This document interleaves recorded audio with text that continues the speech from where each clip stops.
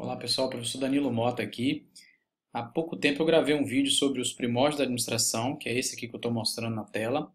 E se você não viu esse vídeo, eu posso passar, eu vou deixar o link aqui em cima ou aqui embaixo na descrição para você, tá bom? Seguindo essa aula, vamos falar hoje sobre a abordagem clássica, ok? Que é a primeira abordagem dentro de administração, tá bom? Dentro aí dos primórdios da administração. Todo mundo que começa a estudar administração, lá na teoria geral da administração, né, começa pela abordagem clássica. Bom, a abordagem clássica ela se divide em duas escolas, né? Uma a gente chama de administração científica, que é essa aqui, e a outra a gente chama de teoria clássica. Bom, hoje eu vou fazer uma explanação breve sobre as duas escolas e no outro vídeo eu vou avançar mais nesse conteúdo, começando pela administração científica, tá bom? Bom, a administração científica ela é uma abordagem estritamente americana, certo? Ela tem como principal autor o Taylor. Para quem é iniciante em administração, talvez nunca ouviu falar, ou para quem já estudou, já conhece um pouco sobre o Taylor. Ele era engenheiro, teve uma formação baseada em princípios rígidos, né? Depois eu vou falar um pouquinho mais, eu vou fazer um vídeo só sobre administração científica. Então hoje vamos falar só um breve resumo sobre administração científica. Então o principal autor é o Taylor e é uma abordagem americana, certo?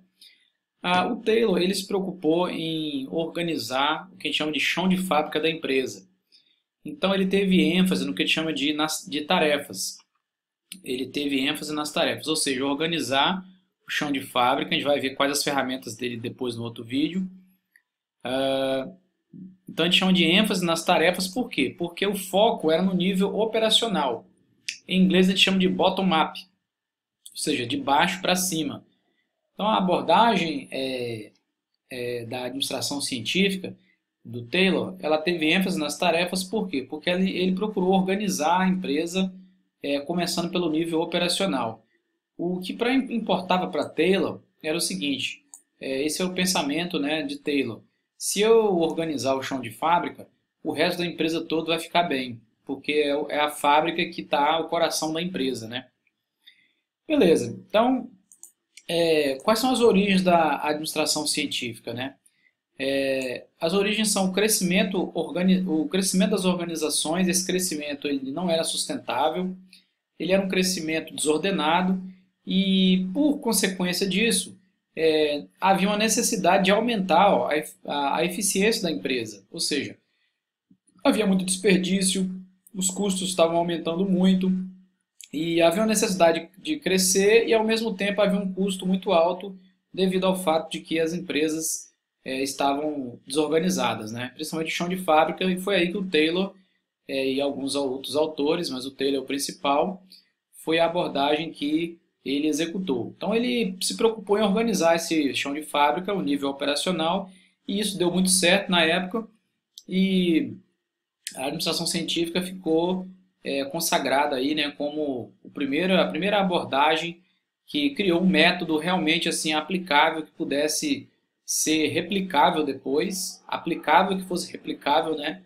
para outras empresas e tal, tá bom? Continuando aqui, nós temos uma outra escola, uma outra divisão aqui dentro da escola clássica, né, que chama de teoria clássica. A teoria clássica, como principal autor, o Henri Fayol, é uma abordagem europeia, ok? O Fayol ele tinha uma ênfase na estrutura. E o foco da teoria clássica era na organização de cima para baixo, que a gente chama de top-down. Então, talvez rapidamente alguém já fez a seguinte associação. Puxa, a administração científica e a teoria clássica elas se complementam. E é isso mesmo, elas se complementam. Enquanto o Taylor trabalhou de baixo para cima, melhorando a estrutura de base da empresa, o Fayol e seus autores, né, seguidores, preocuparam-se em organizar a estrutura no nível de gestão, da alta gestão. Quais os cargos, os setores, as divisões desses setores, que setores que poderiam ser centralizados, descentralizados, os princípios, né, para administrar esses setores. Então depois eu vou fazer um outro vídeo sobre a teoria clássica também. Então, basicamente, essa aula de hoje foi só um resumo sobre a abordagem clássica, que ela se subdivide em administração científica e teoria clássica.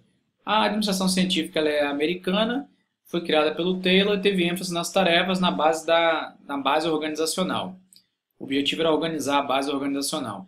E a teoria clássica de Henri Fayol e seus seguidores teve ênfase na estrutura e preocupou-se e teve o foco na organização de cima para baixo, organizando os setores, né, delimitando as áreas de cada setor e as funções de cada setor, etc.